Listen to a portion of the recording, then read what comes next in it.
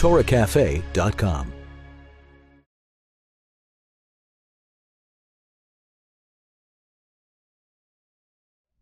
In life, we have to be able to recognize the difference between truth and falsehood, positivity and negativity, and freedom and slavery.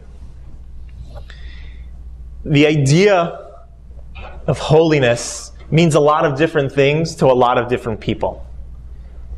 What it means in Judaism, if someone wants to attain holiness, they want to attain godliness, it comes with self-abnegation. Because we have our desires, our emotions lead us in all sorts of directions. I want such and such. But the real us, deep down, the soul, wants godliness, wants permanence. And all the externalities and superficialities get caught up, and our emotions lead us over here and over there, trying to stray us into different other things.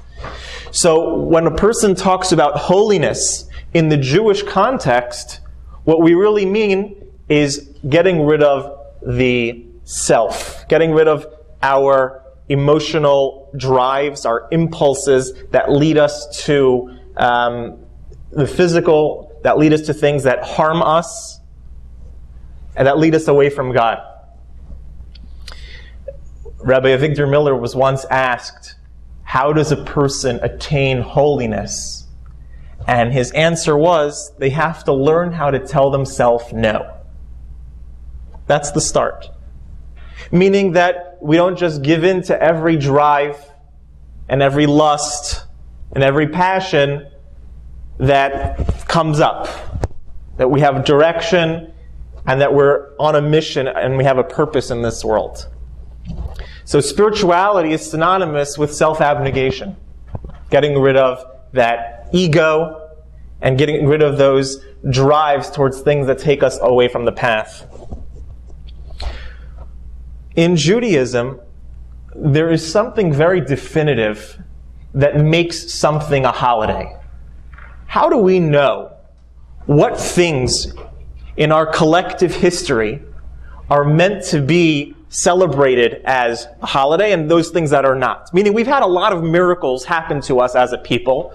What makes those things, certain miracles, holiday worthy that we celebrate every year, and other things, one-time events, things that we don't commemorate every year? And so on the Jewish calendar, when God designates a holiday, or sometimes when the rabbis, the sages, institute a holiday to be made every single year, it's because the energy that was present on that first year, that first time, that same energy is present every single year when the months turn, when we reach that point in time again. Time in Judaism is not linear. We're not celebrating an event that happens 3,000 years ago. Instead, we're celebrating circular time, meaning that when we reach a holiday, a Pesach, a Shavuos, a Sukkot, a Rosh Hashanah, Yom Kippur, a Pesach, we are re-experiencing the energy that took place that very first time. We have a mitzvah on Pesach, and truly we have a glimmer of that every day, but really the biggest time that it shines is on Pesach. The mitzvah is to see yourself, each one has to see themselves as if they personally are coming out of Egypt. See yourself as if you're actually coming out of Egypt. Okay? The Haggadah tells us very clearly that that's supposed to be our goal as well. So that even if we were all wise, people of wisdom, scholars, we would still have the obligation, Passover night, to discuss the Exodus. And the question is, why is that? If we know the story, we heard it last year, we saw the video, we read the book, whatever it is, we know what happened, why is it that we have to every single year on Passover tell this story again? And the reason is because we're not only telling the story, we're not recounting an event that happened 3,000 years ago. We're reliving an event. The leaving of Egypt, the exodus, the personal exodus, is happening to each and every one of us come Pesach. Come that night, we are going out of Egypt. Now, what does it mean to go out of Egypt? We're supposed to envision ourselves as if this Passover, I'm going out of Egypt. What does that mean? Has anyone ever been to Egypt? Yes. Okay, we have one. We've seen pictures. Maybe most of us, whatever we saw on our trip there, we saw a limited area of Egypt. How are we supposed to envision ourselves? What does it mean to envision yourself as if you're going out? How do you do this mitzvah? So Egypt is not only a geographical location on the map. It's not just a place in East Africa that the Jews left 3,000 years ago. Egypt is also a state of mind. In fact, in Hebrew, the way that you say Egypt is Mitzrayim, which is related, and many of who are in this class have heard the word before, it's related to the word Meitzarim, which means a limitation. Those things that confine us. It's what I like to call the inner Egypt. The Egypt within. So it's a state of mind, it's a state of being. Egypt, the inner Egypt, are those things that enslave us. Those things that keep us confined. Those things that keep us from expressing and being and living who we really are, fulfilling our purpose, being all that we can be, showing our true self, showing our uniqueness. We're enslaved, though. We sometimes are not in control of our own self. Many of us realize that we're physically enslaved. Maybe we don't have taskmasters over us, but how many times does a person eat a full meal and they're so full, they, unnotch their belt, they're like that full, and all of a sudden, out comes the cake, right? Out comes the chocolate cake, put it out, and you can't help but taking a bite, 2 bites maybe the whole thing. So we see that who's in control over there? Is it us or is it the cake? So we have times in our life where we're physically enslaved. And that extends to not just food, that extends to many areas in our life. Money sometimes can lead us in the wrong direction. How many times is a person watching television or watching a movie? Not that I recommend either one of those, but how many times is a person doing that and something more important comes up? The kids want to play, kids want to talk, someone comes to the door, there's an important phone call, but you can't take it, you can't pull yourself away because, my show is on. Oh, the movie's on, it's getting so good. And we can't pull ourselves away.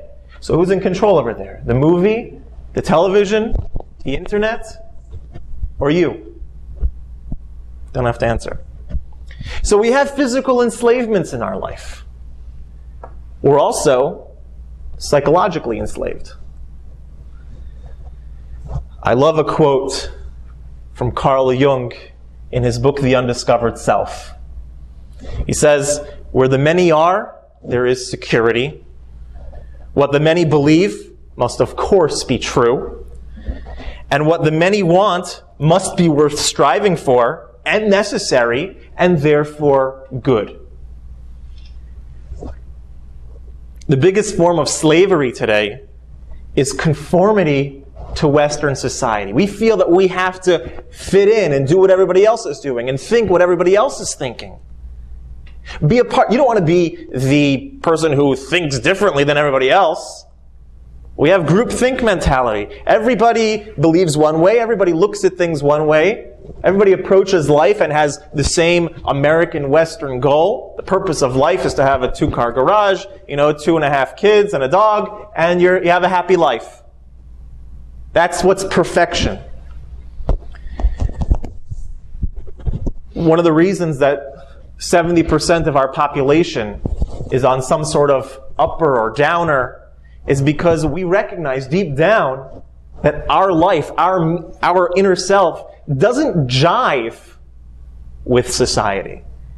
It's not what we really want, but it's what everybody else does, and that's what's been told to me that's successful, and that's what's been told to me what my purpose is, and that's been told to me what's good and what's right and what's proper.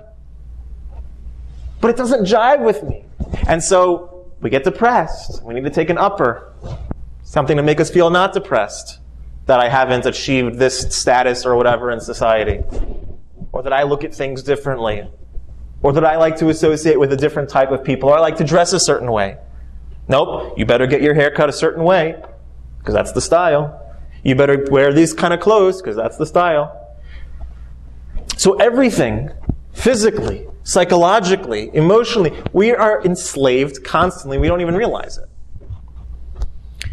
When choosing Torah, when a person does the right thing based on the Torah's perspective, we look at the world through the Torah lens, that's a way that a person can really exercise free choice, to get in touch with their deep down self. Otherwise, we're enslaved to the world. It's either the world vision of how to live or the godly vision of how to live.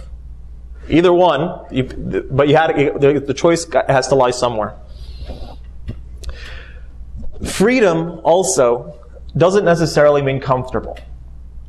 There's a lot of people who are complacent in their slavery. In fact, the Jewish people in the original Exodus were very complacent. They weren't necessarily in a rush to leave. In fact, the only reason that they left in such a haste, that they didn't have enough time to bake the matzahs, was because they were running from themselves. If they would have stayed in Egypt any longer, they would have been completely complacent in their slave life. Many people stay in abusive relationships because they're comfortable there. They're used to it already.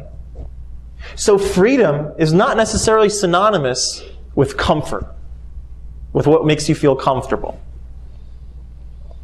Sometimes when we're in a state of exile, when we're in a state of slavery, we look at freedom as slavery, and we see our slavery as freedom. Just like in this world of falsehood, many people look at truth as false, as bad and false, and they look at falsehood as true and worth living towards and worth aspiring to. What freedom really means, it's understanding that I don't have to let my emotions rule over me. I don't have to let society dictate over me. I can be my own person. I can be the real me. And I can shine the way that I'm meant to. Before we get into the Seder and the spiritual journey that it represents, we're going to take a little backtrack and understand a very special Kabbalistic number. There's a number in Kabbalah, the number 15, that's seen many times in our Jewish literature, in Torah texts, that 15 is a recurring symbol of the staircase of man. Meaning, when you hear 15, it's our ascent, it's our climb, it's our moving up, ascending, spiritually. It's a number that typically symbolizes the pinnacle of growth and ascent.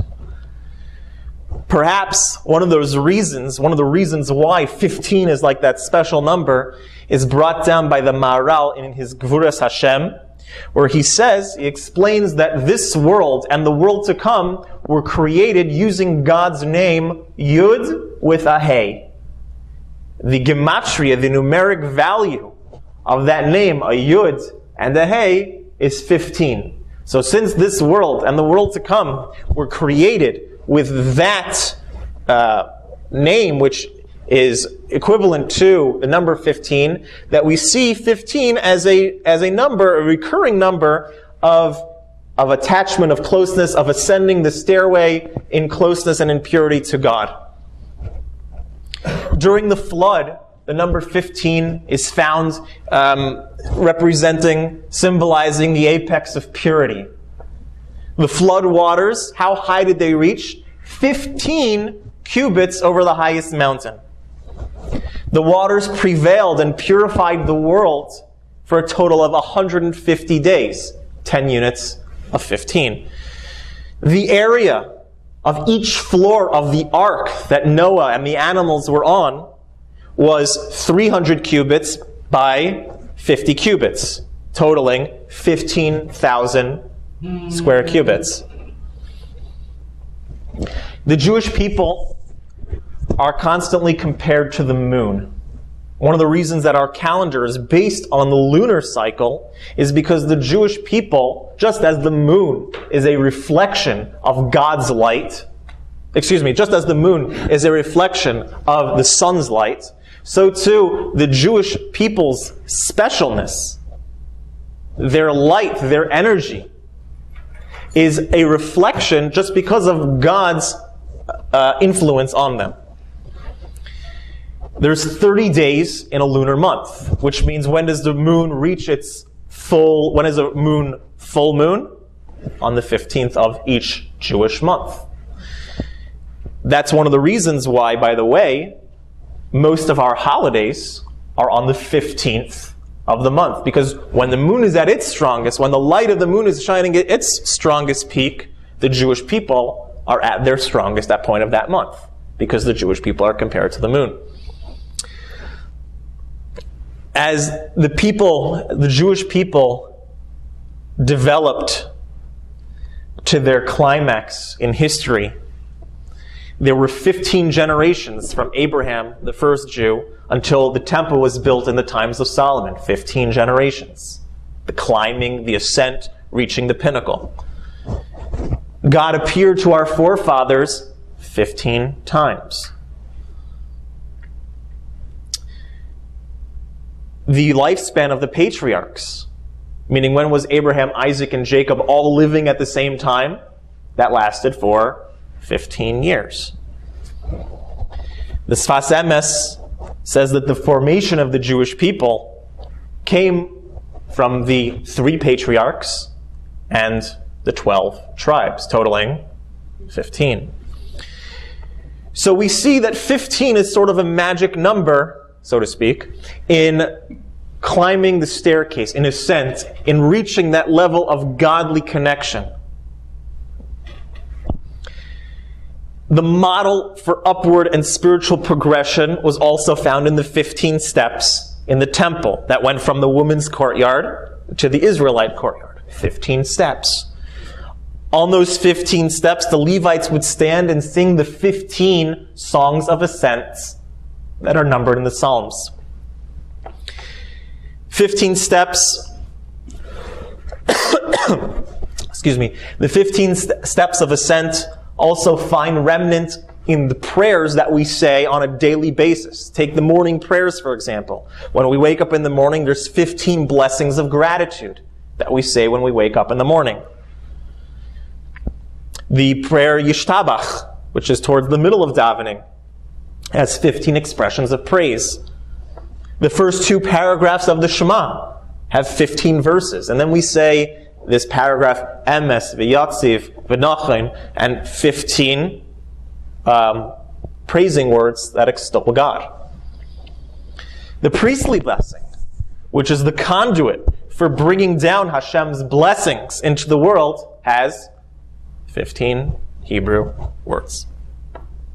So this number 15 in Kabbalistic jargon is synonymous with a journey, ascending, climbing the human staircase to godliness, to purity. It's no surprise that in the Seder there are 15 steps that are laid out for our transformation. When we begin the Seder, we're in our own spiritual Egypt. But as we move through each of the 15 steps of the Seder, we reach spiritual freedom. If we take these symbols to heart and to mind, if we apply them, if it's not just, all right, let's just zip through this, when's the fish coming? If we think about what we're doing and live with it and try to not just ingest our food, but ingest the godliness that it's symbolic of, we will be able to experience our own spiritual freedoms as well. When we recall in the Haggadah, in the Seder, the journey, the national development that the Jewish people underwent, and we sing it through the song Dayenu, each step of the way. If God would have done this for us, and not that for us, Dayenu. Then we say, if He would have done this for us, and not that for us, Dayenu. And we go through 15 steps of which God did for us, our national development. So all our growth, all of human ascent is found and oftentimes symbolized by the number 15. So we're going to now explore together, briefly, each of the 15 steps, what they are symbolic of, and then hopefully, when we get to them at the Seder, we will have a little bit more depth to the meaning of our Passover. So the first thing that we do is Kiddush. Kiddush, we begin the Seder, we make Kiddush, we sanctify the day. Kiddush means holy, sanctify. We sanctify the day. Holiness means special, unique, set apart. The first step to our own spiritual freedom is to recognize that you are Kiddush. You are holy. You are sanctified. You are set apart. You are unique. You're special. If we base our self-worth, and oftentimes we do this, we base our self-worth on our possessions or on our accomplishments, we lose our uniqueness. I see many times people towards the end of their life, they're not able to do as much as they were always able to do. And sometimes people use the term, they've lost their quality of life. Because the way that we talk about life in America and the worth of life in America is based on what you can accomplish. So if the person can't accomplish very much, so to speak, anymore, their quality of life has been diminished. Not the quantity of things that they're able to do, but their quality of life has diminished. And that's completely erroneous from a Jewish perspective. From a Jewish perspective, the person remains unique. The person remains special. From the first breath of air that they take as a baby until the last breath that they take when they've reached their time, every moment is special. Every bit of life is valuable. Quality of life never changes. The quality of you as a being, as an individual, never changes. So we have to see ourselves in that light. We have to look at ourselves the way God looks at us. As unique, as special.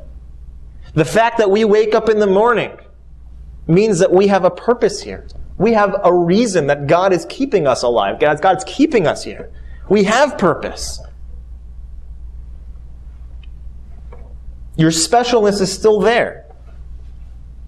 So the first step in spiritual growth is recognizing that you are deep down a holy being, a godly being, a person created in the image of God. And the first step of the spiritual growth would be to want to live according to that. To want to live the holy life. To want to be in touch with that soul, with that real inner you. When we do the Kiddush, in order to tap into that energy, and in truth, when we drink each of the 4 cups of wine that we drink, in order to tap into that energy, we have to drink at least 3 ounces right? We do it leaning as a sign of freedom. And we have to drink most of the cup. So use a small cup if you're using one that's much bigger. Don't use one that's much bigger than 3 ounces. You gotta drink 3 ounces, so just stick to the smaller cups. I always like to compare the way in which we have to do things in order to access that godly connection on Passover. With the leaning and the drinking, you have to do a certain amount in a certain amount of time, and everything has to be perfect. Everything has to be all lined up in order to tap into that energy. I like to compare it to television in the 80s. If you had a television in the 1980s, you had those like bunny ears on top, the antennas. And you always had to, we didn't have there was no satellite television, there was barely cable television. It was really what you could pick up from those antennas. And sometimes, depending on where you lived or whatever, you had to put some foil on, and you had to, get a hanger and hold it, and you had to bend yourself properly. And if you were holding the hanger and holding the other side properly and leaning at the same time, then the connection was made. Then you could watch the show that you wanted to watch. And the more you would lean and the more you would turn and the way you would balance yourself, that would be the clearer connection. So on Passover, it works very similarly. If we want to tap into the unique godly connection accessible through, for example, through the wine, we got to make sure that we lean, got to make sure that we drink the proper amount, the proper amount of time, and we'll see that also plays true in matzah as well when we get there. So the first step, Kiddush, recognizing the holiness, the inner holiness within each and every one of us. Second thing that we do is urchatz, which means the hand washing. The first hand washing. This is hand washing that we do in order to eat the karpas, the vegetable. Hand washing symbolizes cleansing and renewal. Our hands represent our actions, what we do, what we're able to accomplish. The first thing in holiness is that our actions must be pure and holy. Not just as we want holiness and we want spirituality, but that our actions should relate that. Our actions should be expressions of that. Not to be a godly person in the synagogue or a godly person in your thoughts, but your hands, your actions do differently. So we have to have that purity of hands. We wash our hands. We have to embrace the teachings of the Torah, its commands, pursuing that which Torah tells us is good for us, for part of our prescription, and abstaining from those that the Torah it frowns upon. We not only have to want holiness, in other words, but our hands, our actions must be holy. So the first step is Kiddush, where we sanctify, we recognize our inner holiness. And the second step is that we channel that holiness into our actions. And what is the next thing that we do? Karpas. Karpas is the vegetable. Now, according to halacha, according to Jewish law, a person can use any vegetable that you make adama on, which anything grows from the ground. Our custom, is to use onion or a potato. Okay, many people use parsley. Okay, there's no right or wrong. It's based on your custom, as long as it's one of the adama things that we make the blessing of adama on. So the karpas, the vegetable, is meant as an appetizer. It's dipped in the salt water, and that salt water symbolizes the tears that the Jewish people experienced. In a spiritual pursuit, in a spiritual journey, in climbing the spiritual staircase of our life, okay, we get a taste of godliness, which is what the appetizer is. We get a taste of godliness, but to really get to the main course, sometimes it takes tears. It comes through hard work. It comes through sweat. It comes through toil.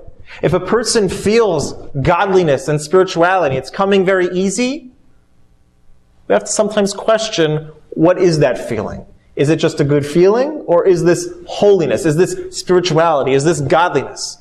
Because everything in life that's worth pursuing, anything true, it takes hard work.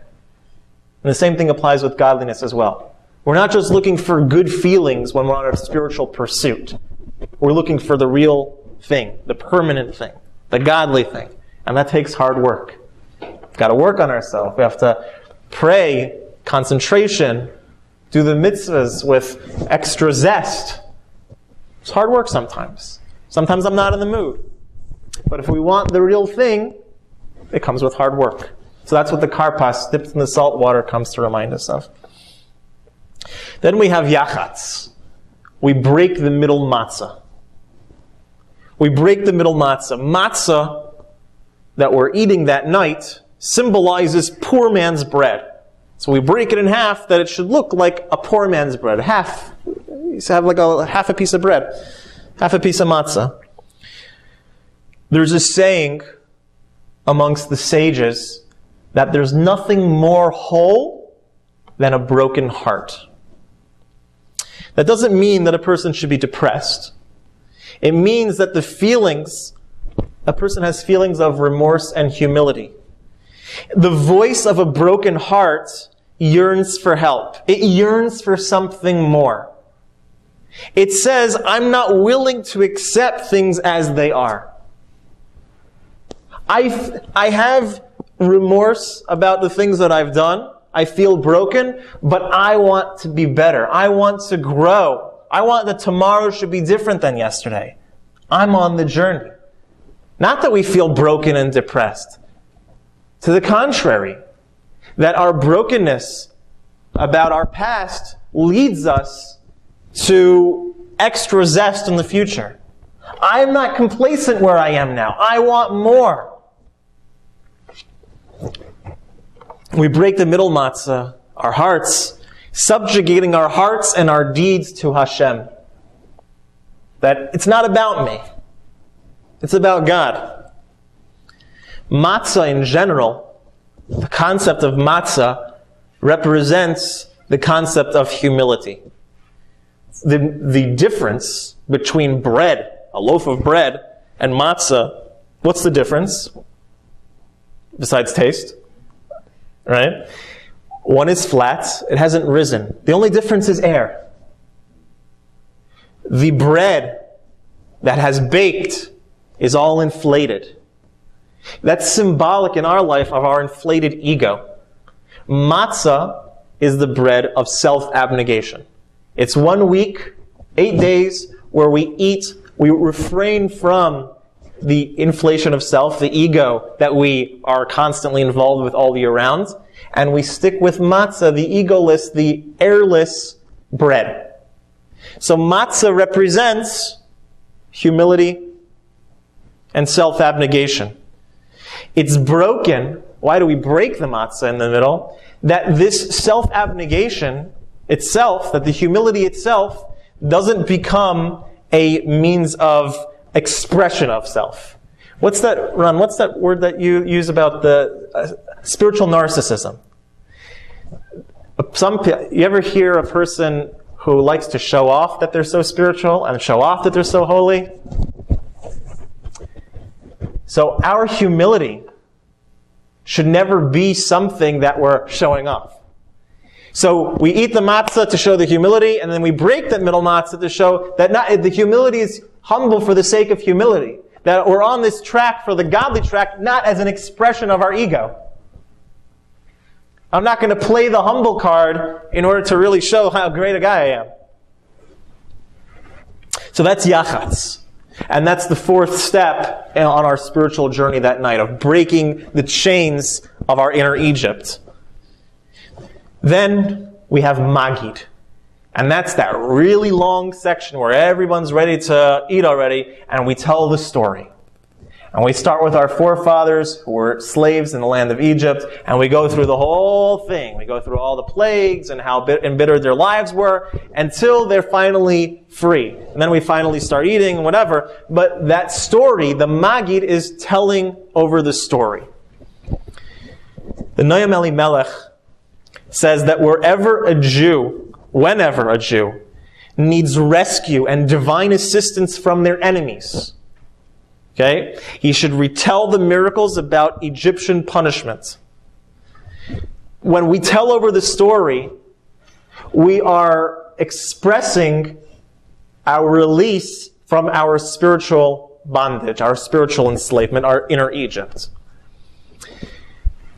the major holiday theme of Passover. What's Passover called in Hebrew? It's Pesach, right? That actually is a combination of two Hebrew words. Pe-sach. Pe means mouth. Sach means to speak. Pesach, the mouth that speaks. The big mitzvah of the holiday of Pesach is about the mouth speaking, is about telling over the story. One of the roots of exile for ourselves is the feeling that we can't express ourselves. Talking to people, letting out our feelings, speaking, is a means of self-expression. When a person feels that they can't express themselves, that's one of the main symptoms and causes of an inner Egypt, of feeling alone, of feeling trapped. Speech is a tool for building and construction in which we overcome our inner Egypt. Pharaoh, Paro, can be divided also into two Hebrew words. Ra, the bad mouth, right? The evil mouth.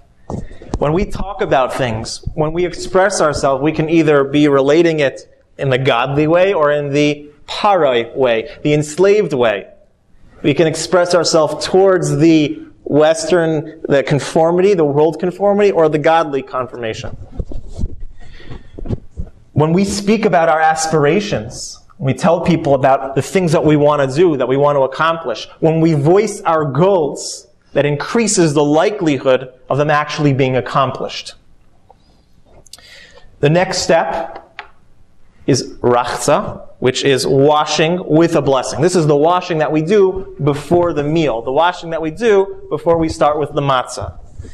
The first washing that we did, the second step, right, the urchatz, was a preparation. It was just a superficial, a preliminary washing.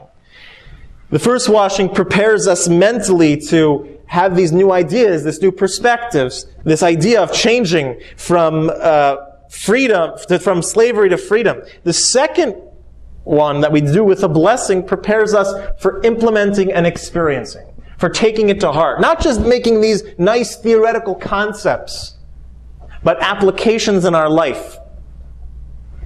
The first 5 steps that we've talked about are mainly mental and verbal. Now the second half, when we start the meal, this is all about experiencing it, living it. It's not just some nice theoretical jargon that we can philosophize with our friends about. This is a way of life, something that I'm ready to embark on, something that I'm ready to live by. I don't want to just think about going out of my inner Egypt. I want to leave my inner Egypt. I want to get out of those things that confine me. Not just think about it. Not just philosophize about it or theorize about it. I want to live it. I want to feel it. I want to be it. I want to get out of Egypt. The next thing that we do is motzi. Make a motzi. Blessing on the matzah.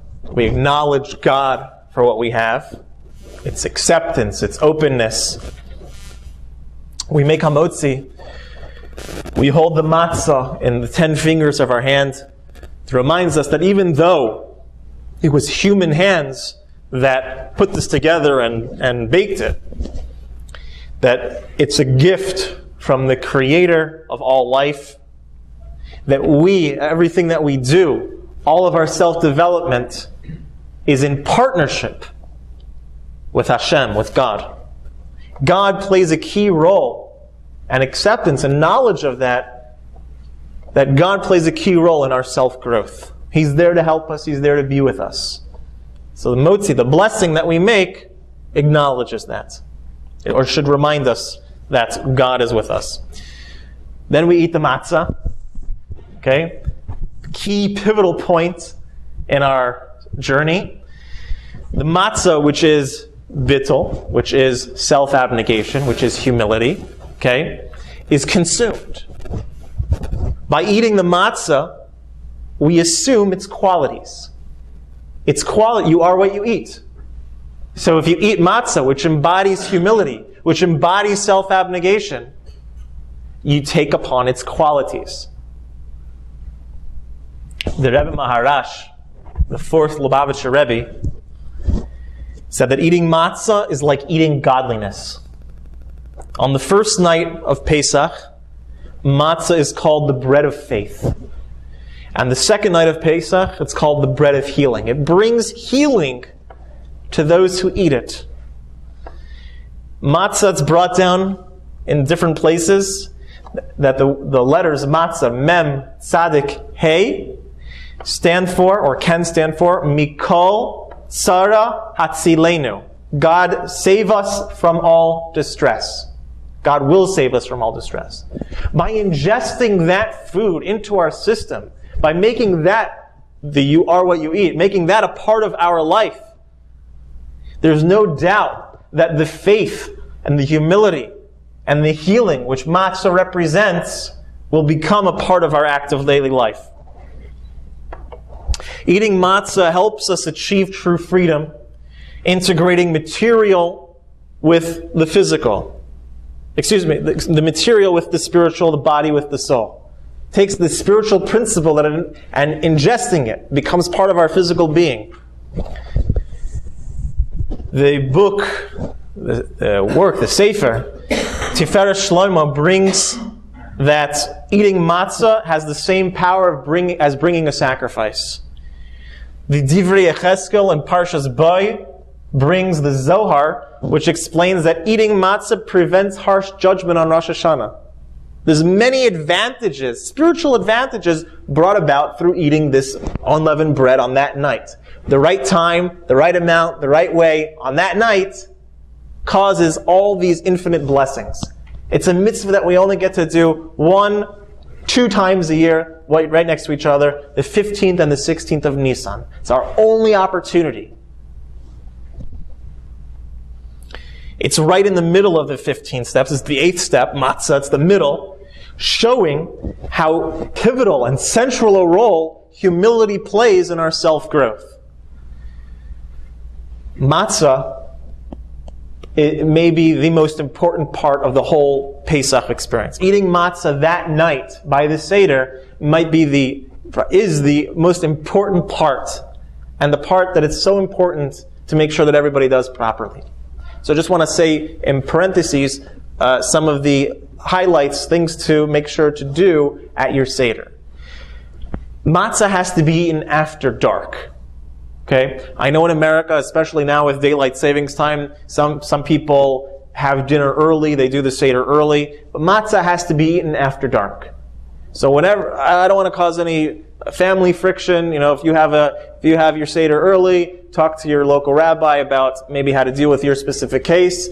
But at least, to eat matzah after dark. Even if it's after the Seder, and if it's whatever, when you get home, okay, eat matzah after nightfall. Next Monday night and next Tuesday night. Right? Both nights of the Seder. When we do it, we have to have a kezayis, at least, which if you're eating the shmura matzah, and if you'd like shmura matzah, you can have after the class. On a shmura matzah, it's about half a matzah. Okay? And on the machine matzahs, if you're eating a machine matzah, it would be a full piece. I know by some seders in some homes, they break it up, and everyone ends up eating like this little smidgen of matzah, and you end up putting butter on it and whatever, it becomes the whole thing. But eat one plain piece of matzah. Whatever else you do, that's progress, not perfection. But everyone should please make sure to fulfill the greatest mitzvah of Pesach, eating the matzah properly. We also do that leaning, right? Back to our television analogy, 80s television. We have to lean. Or after dark, okay, eating a kezayis, right, half a shmura matzah, leaning when we do it. And we also have to do it within around 5 minutes, between 5 and 7 minutes. So all these details, I would take notes, but it's just have in mind piece of matzah after dark and leaning, right? And you should get it right. It's a tremendous blessing. Why miss out on the godly energy that matzah embodies when it's so simple to do relatively, right? Just after dark, make sure we're leaning and have enough of it. Okay? Very simple. Okay, maror. After we eat the matzah, we eat the maror, the bitter herbs. Everyone's favorite part, right? The bitter herbs, bitterness teaches us about growth. We dip the bitter herbs into the chareses. The chareses is like that apple. Some people use also like cinnamon. It's a mix of a bunch of different things. Nuts, right? Some people use nuts. And it's sweet. So what we do is we take this bitterness and we dip it into a little sweetness to kind of nullify, or not nullify, but neutralize the bitterness. When we in life have the need to feel bitterness, its purpose is not the bitterness in and of itself. It's to teach us a greater freedom. Right? Meaning, even those things that are challenges in our life, even those things that we find difficult, that have bitterness, they're meant to be a stepping stool. They themselves are a healing. That through the bitterness, through the challenge, through the squeezing, we come out with greater vigor and greater enthusiasm. It says that in Egypt, the more that the Jewish people were oppressed, the more they grew. So sometimes through the harshness, through the challenge, we're able to achieve much more than we would have without the challenge. There's a story about the healing power of maror as well. Maror, bitterness. There was a chassid. He was from the sect, he was a Dinavar chassid. Okay? So one time, he was diagnosed with a hopeless case of pneumonia. We're talking early 1800s. Diagnosed with an incurable diagnosis of pneumonia. His lungs were completely full of mucus. So after he got this diagnosis from the doctor, there's nothing left that we can do. He went to the Divrei Chaim, the Sanzer Rav, who lived at that time. And he asked them that when it comes to maror, this Pesach, which Pesach was coming up, when it comes to maror, the bitter herb, which is challenging to eat enough when you're not sick, he asked the Divrei Chaim if it was necessary that he eat a whole kazayas, a lot of maror, of this bitter herb. And so the Divrei Chaim told him, not only should you eat it, but you should make sure to eat the full amount. Eat your maror, because the maror has healing power.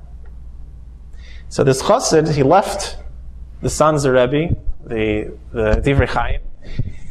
He left him. He said, he was thinking to himself, he said, I know from my past, I know that matzah has healing power, but I've never heard that the bitter herbs have healing power as well. So whatever. So he came to the Seder, when the Seder came, and he puts a little bit of maror in his mouth. And he starts coughing. He starts coughing, and his face is turning red, and he thinks that he's dying. So he thinks to himself, well, at least if I'm going to die, I might as well go out with a bang, and I'll do a mitzvah. Right? So he stuffs more maror, say that 10 times fast, in his mouth, right? And his bitterness, and he's coughing, and his face is turning red, and he's throwing up, he's spitting up. It's like until he finally faints. So they call a doctor in to examine him, and through all of the coughing, and through the spitting up,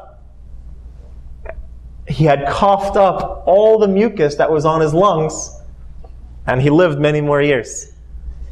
So sometimes what appears to be a curse in our life, what appears to be hurtful and painful and a bitter time, is actually a healing experience. Every time we get a fever, know that the reason that our body temperature rises, why does our body temperature rise? We feel it as a curse. Because when our body temperature rises, it kills bacteria. Just remember that. We look at, I have a fever. It feels like a curse. It's the worst feeling in the world. But know that that same thing that we perceive as a curse is actually a blessing. And that's what the bitter herbs, the maror, comes to remind us of. which is related to the next thing that we do on the Seder plate, the korech sandwich, which is when we take the matzah and we make a sandwich of bitter herbs. We take the bitter herbs on the inside, put the matzah on the outside, and we make a delicious sandwich. It's maror wrapped with matzah. The bitterness is concealed in the liberation. Matzah represents liberation. Matzah represents freedom. Maror represents bitterness, challenges, hardship.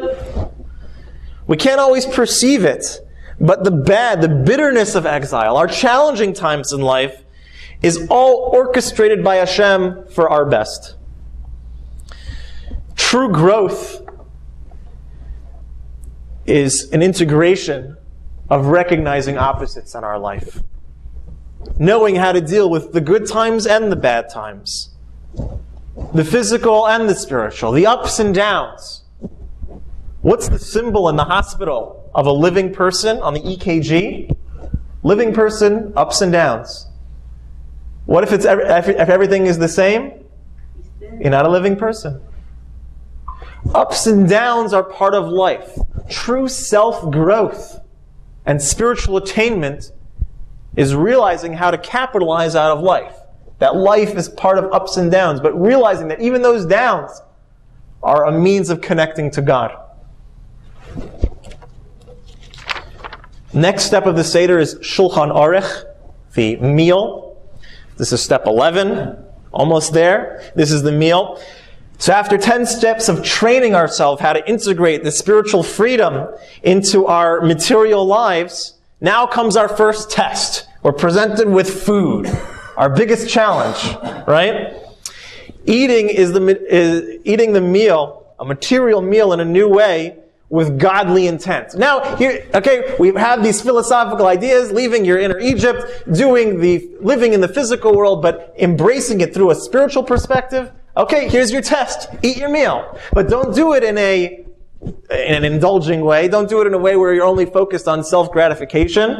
Do it in a way where you're doing it as a means of mitzvah. This is a command. This is a way in which we're celebrating Pesach today. This is a way in which we're celebrating God today. Not just self-indulgence. The Kuznetzer Maggid said that shulchan, table, the Hebrew word for table can mean table when it's eaten for godliness, when it's eaten for godly purpose, is a table. It's like a royal table. Or those same letters of the word shulchan, when eaten for self-indulgence, only for physical desires, the word shulchan, the letters are rearranged to the word lenachash, for the snake. We either uplift the food that we eat, or we send it down. Send it downstairs. Next is tzafon, the afikomen. Tzafon means hidden, or north. The afikomen is eaten as dessert. It's not sustenance, but done for pleasure. We should recognize in our own life and be able to see the service of God and the godly hand hidden in every part and every aspect of our life. Beirach, the grace after meals, when we're aware that the source of our self-growth is Hashem, and instills a much more profound pleasure and accomplishment in our life. When we have gratitude, when we have gratitude, thankfulness for the things that we do have, that instills that much more pleasure in everything that we pursue in our life. We have to have the gratitude. And not last yet, Hallel, that's the reciting of the Psalms. Hallel is when godliness, Hallel also means to shine. When a person looks at the world in this new perspective that we've achieved through accomplishing the steps of the Haggadah, we will see and sing. Godliness will shine himself, into the world around us. When we look at something, it won't just be, I'm looking at a table, or I'm looking at a chair, or I'm looking at another person.